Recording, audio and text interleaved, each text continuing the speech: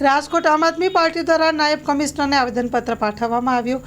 રાજકોટ મહાનગરપાલિકા મેયર સરકારી ગાડી કુંભમાં લઈ જવાથી આમ આદમી પાર્ટીના કોર્પોરેશનમાં ઉગ્ર વિરોધ। મેયર રાજીનામું આપો આવા બીજા ઘણા સૂત્રોચ્ચાર બોલાવવામાં આવ્યા હતા અને વિરોધ દર્શાવ્યો। Story report by Sandeep Chavda, Rajkot. Dineshbhai Joshi, Aam Aadmi party Rajkot શહેર પ્રમુખ।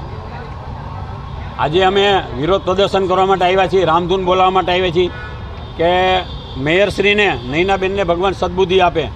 સરકારી ગાડી લઈ અને જે તાગડધીના કરે છે, એની બેનપણીને, એના સગા સંબંધીઓને લઈ અને જે ફરવા નીકળ્યા છે અને સ્નાન કરવા નીકળ્યા છે કુંભના મેળામાં, પણ એને ખબર નથી ટીઆરપી ગેમ ઝોનની જે ઘટના બની પછી આ ભાજપના કોઈ પણ વ્યક્તિ ગમે ત્યાં નવા જાય પાપ એનું ધોવાનું નથી।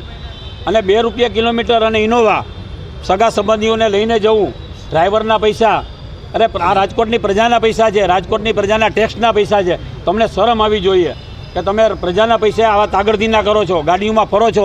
તમે તો કોઈ દી ગાડી ન જોઈએ એવું લાગે છે અમને તો। બેન જ્યારે ગયા મેયરશ્રી ત્યારે કેમ આવી જાહેરાત ન કરી એણે કે હું જે ખર્ચો થાય કાયદેસરનો જે પૈસા 18 રૂપિયા લેખે કિલોમીટર થાય છે એ આપીશ। એની બદલે હવે તો એને ખબર પડી ગઈ કે રાજકોટમાં હોવો પમીચો છે અને મેં જે કર્યું ખોટું કર્યું છે। એને શરમ આવતી હોય ને તો એને રાજીનામું દઈ દેવું જોઈએ મેયરે। અમારી માંગણી એક જ છે કે મેયર આવે ત્યારે અમે એનું રાજીનામું માંગવાના છીએ અને ભાજપના તમામ અધિકારીઓને શરમ આવી જોઈએ કે મેયરભાઈ રાજીનામું આપ્યું જોઈએ।